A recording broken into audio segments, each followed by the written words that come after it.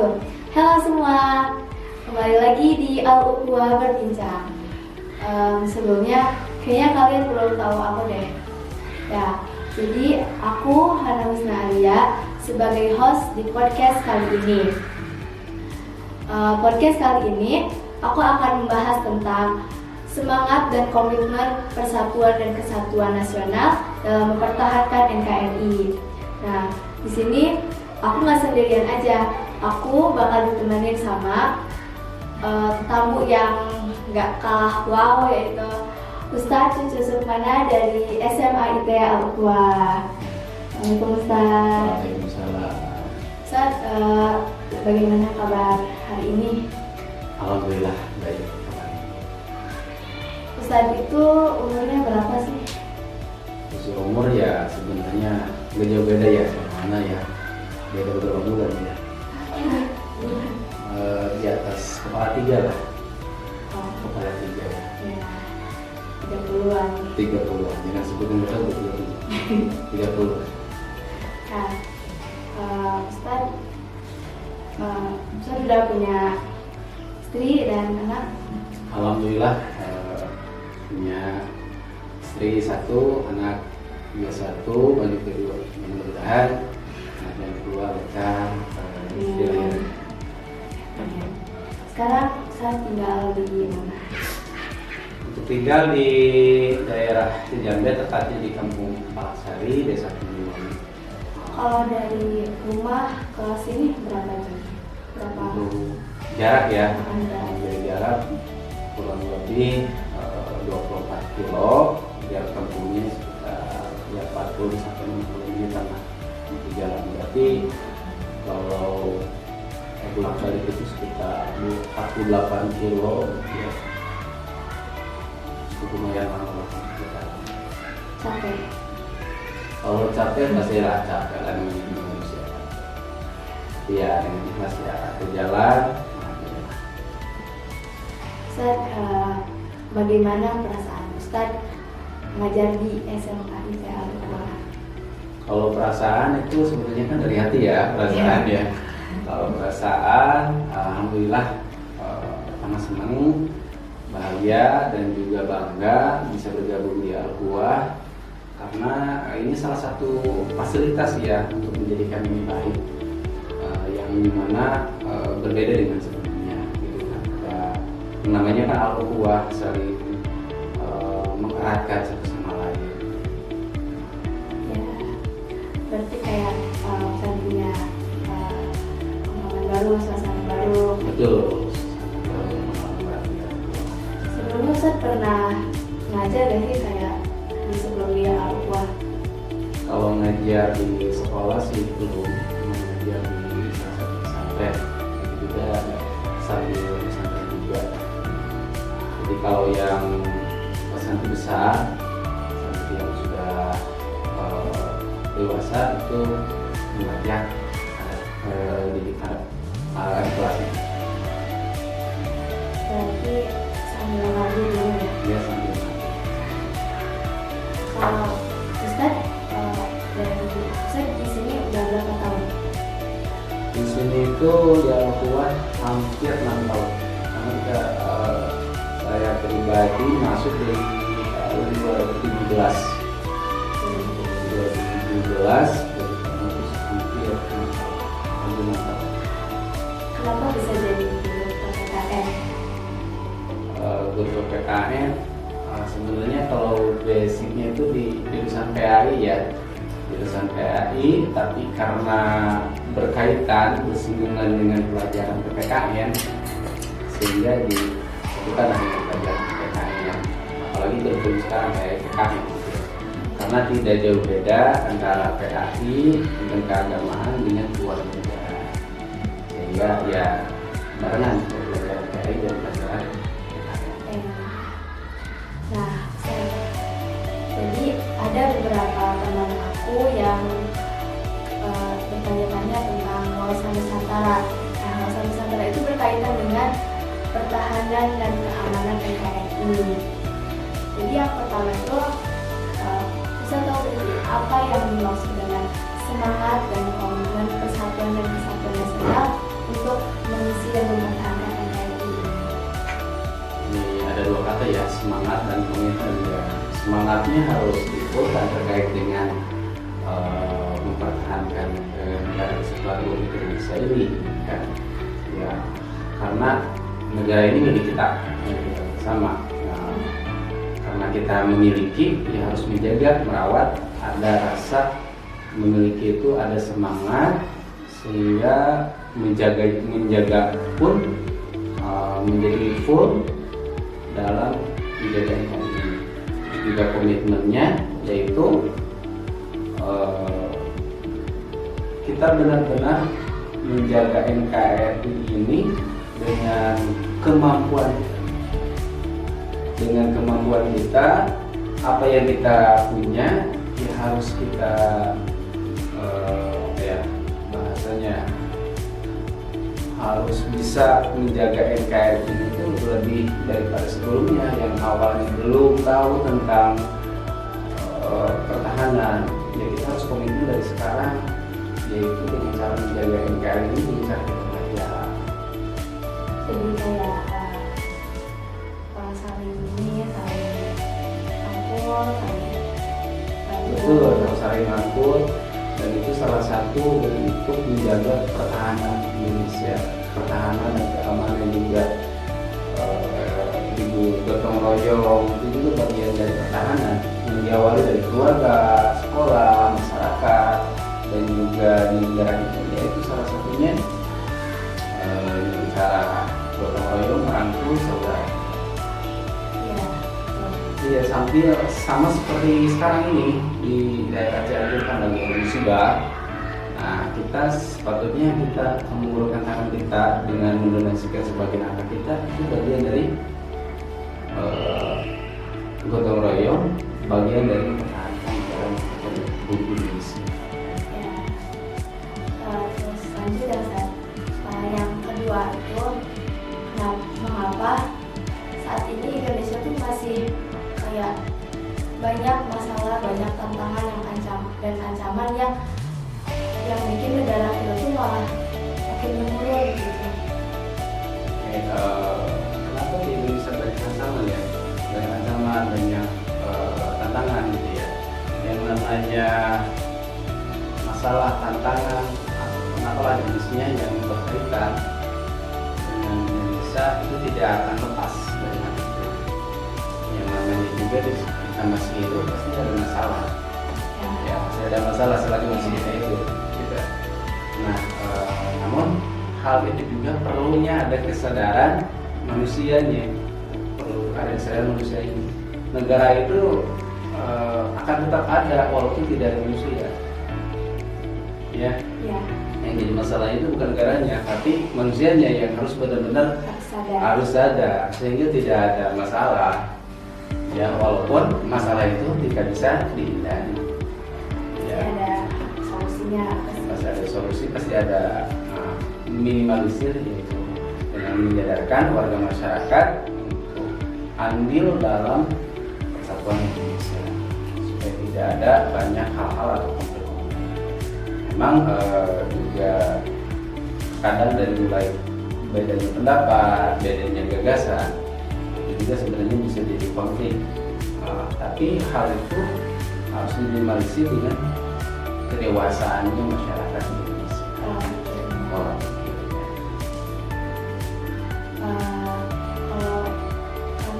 banyak ya sekarang anak-anak yang bikin kegiatan kayak gitu, kayak masih banyak yang salah jalannya itu kenapa ya? Pertama lingkungan ya, karena faktor pertama itu lingkungan. Manusia itu akan cenderung cepat tanggap dalam lingkungan, langsung dari contoh lah istilahnya. Maka dari itu berperan aktif semua elemen masyarakat, baik guru, masyarakat, orang tua, untuk mendidik, menjaga anak didiknya tetap ke arah yang lebih baik. Jadi berperan pemimpin juga menjadikan contoh, menjadi jadi contoh lah istilahnya, jadi contoh buat masyarakatnya untuk memajukan negara Indonesia bisa, dalam akhlak juga, begitu juga guru terhadap siswanya, terhadap muridnya juga harus menjadi teladan. Orang tua, ya contoh yang baik. Orang tua juga sama berperan aktif dalam anak-anak, ya, supaya tidak banyak masyarakat yang keluar dari jalurnya. Apalagi kan kita Pancasila itu bukan hanya sebagai slogan, tapi juga menjadi pengamalan. Jadi Pancasila itu bukan hanya sebatas di pikiran, bukan hanya sebatas di otak, tapi juga harus diamalkan di setiap hari, dari sila pertama sampai sila kelima. Ya, kalau misalnya kan kita tuh pasti punya peran gitu ya buat mempertahankan negara ini. Peran kita sebagai warga negara itu harus kayak gimana, terus kita bisa melakukan itu kayak gimana? Untuk peran kita khususnya sebagai siswa yang di sekolah, di masyarakat, ya, khususnya di sekolah bagi siswa, yaitu berperan aktif dalam pertahanan, khususnya pertahanan, itu dengan cara kita belajar sungguh-sungguh. Belajar sungguh. Belajar apa saja? Belajar tentang emosional, bagaimana tadi cara bergaul, bagaimana cara kita menghargai orang, bagaimana kita simpati, empati. Nah, itu peran kita sebagai warga negara juga untuk menumbuhkan pertahanan Indonesia. Dimulai dari diri kita, yaitu dengan cara kita menjadi lebih baik, khususnya sebagai siswa, belajar dengan sungguh-sungguh, banyak wawasan, banyak pengetahuan, sehingga bisa tahu mana yang baik, mana yang salah. Biar nggak menuju ke jalan yang salah. Ya, betul. Jadi harus dimulai dari saat ini. Ya, lanjut. Bagaimana? Jadi menurut Ustadz tentang pasal 30 ayat 1 yang mengenai hak dan kewajiban dalam mempertahankan NKRI itu gimana? Ini pasal 30 ayat 1. Kalau menurut saya terkait dengan pasal itu, manusia, warga negara atau masyarakat itu memiliki hak dan kewajiban sebagai warga negara, di mana punya hak dan kewajiban. Hak dan kewajiban kita itu sebagai warga negara yang baik, yaitu mengikuti program-program pemerintah yang baik, khususnya mendukung penuh untuk kebaikan masyarakat, kebaikan pembangunan di Indonesia. Dan juga pemerintah juga harus adil dalam memberikan kebijakan-kebijakan kepada masyarakat, yang dimana masyarakat kita itu yang berbeda-beda, gitu kan, dari wataknya, emosionalnya, dan sebagainya, gitu berbeda. Harus saling memahami ya. Iya, sama. Kalau kan kita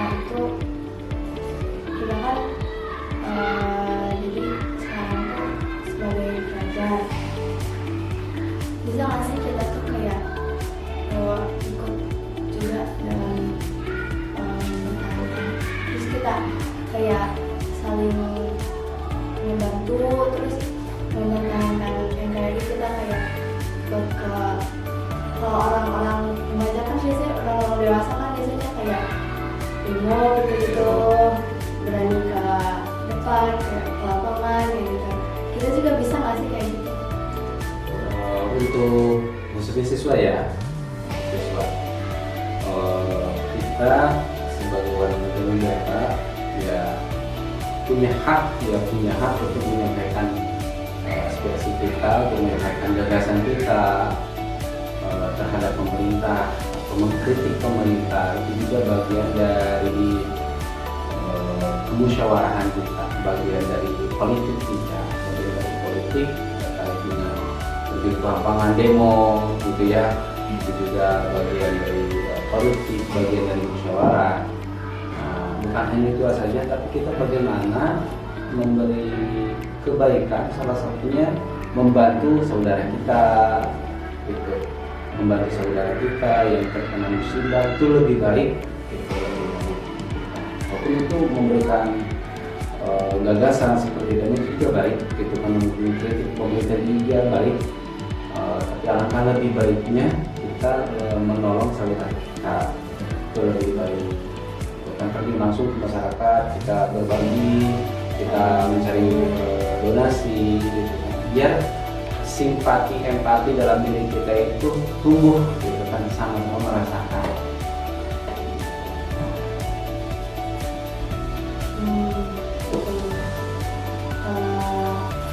Lanjut, kalau bagaimana cara atau upaya kita untuk membela negara? Membela negara, membela negara ya, khususnya kita ya, punya siswa ataupun sebagai warga negara, juga tadi sudah disampaikan terkait dengan kita sebagai siswa harus sungguh-sungguh dalam belajar. Ya, apa yang disampaikan oleh guru yang baik khususnya itu didengar. Itu yang terpenting bagaimana di sekolah atau di kelas itu mencerminkan bagaimana kita di lapangan. Salah satu yang terkecil yang paling ini yaitu bagaimana kita mendengarkan apa yang nasihat guru. Kalau kita mendengarkan nasihat guru dari kita sama dengan menghargai orang lain. Bagaimana menghargai orang lain? Orang guru kita sendiri memberikan nasihat dari benar. Jadi harus menghargai sesuatu. Itu hal yang paling kecil yang perlu kita bangun dari sekarang. Sekarang kita biasa sehingga menjadikan ada bela negara itu benar-benar kuat apabila dimulai dari bagaimana kita menghargai.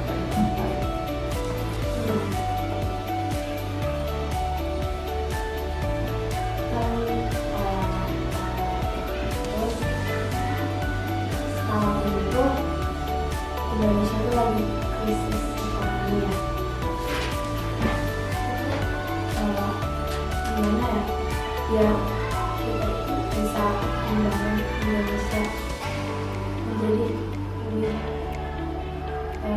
lebih maju lagi, lebih kayak terbangun lagi. Supaya Indonesia itu maju, kenapa ekonomi kita ya? Ekonomi kita itu apalagi kemarin ya bisa suasana COVID memang menurun, dan sekarang kita harus bangkit dengan cara kita punya kreativitas, punya inovasi baru. Nah ini para siswa juga harus dididik punya inovasi baru, punya kreativitas yang baru untuk menumbuhkan ekonomi. Dan ekonomi ini juga berdampak sama pertahanan. Jadi ekonomi menurun, ya bisa jadi pertahanannya juga menurun. Gitu. Makanya kita jangan selamanya negara kita itu disebut negara berkembang. Coba kita menjadikan negara kita itu negara yang maju, ya, yang berdiri sendiri di negara sendiri. Gitu kan. Biar berpangku ke negara lain. Memang dalam hubungan harus ada dengan negara lain, tapi coba ekonomi kita itu gitu kan, tidak banyak impor gitu kan, walaupun impor itu perlu gitu kan, tapi harus diutamakan produk kita sendiri gitu kan, mencintai produk sendiri. Makanya kita harus punya inovasi baru, punya usaha baru, punya kreatif baru sehingga tumbuh. Jadi kita berdiri ekonomi kita di negara kita sendiri. Gitu. Kalau ekonomi kita kuat, maka pertahanan dan keamanan kita ini bisa kuat. Istilahnya kesejahteraan kita sudah stabil, sejahtera, insya Allah gitu kan. Nggak ada lagi yang mencuri ya. Yang mencuri itu kan karena gara-gara kurangnya sejahtera, karena terpaksa secara emosional, secara batinnya itu sebenarnya salah mencuri itu dalam ini, tapi karena terpaksa kekurangan sehingga dia nekat. Ya, makanya dari itu perlu kita sebagai warga negara punya kreativitas, punya inovasi untuk membangun negara ini. Salah satunya jadi pengusaha untuk menstabilkan ekonomi kita.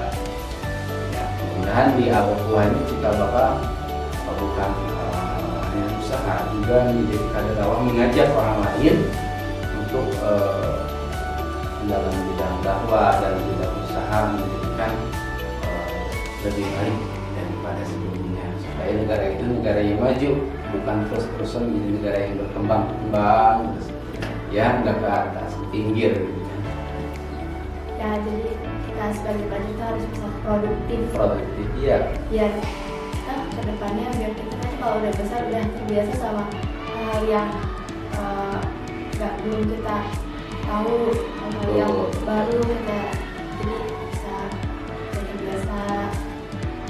Ya, dan juga kan di sekolah sendiri Al-Quwah ya, kita pelajarannya berbentuknya proyek.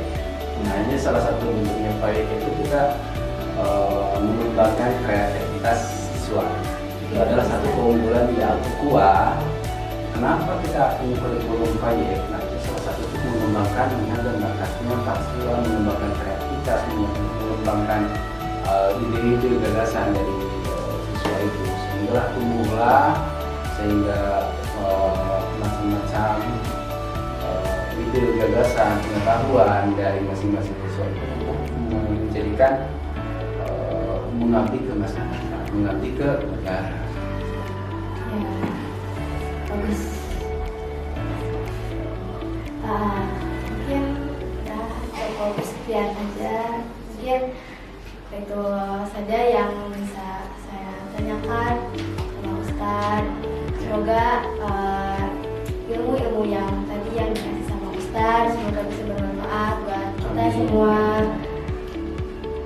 Semoga kedepannya kita bisa lebih baik lagi dalam hal apapun. Ya. Makasih ya Ustadz udah datang, udah jadi tamu di podcast kali ini. Sama-sama. Mungkin sekian aja podcast kali ini dari Al-Quwah Berbincang.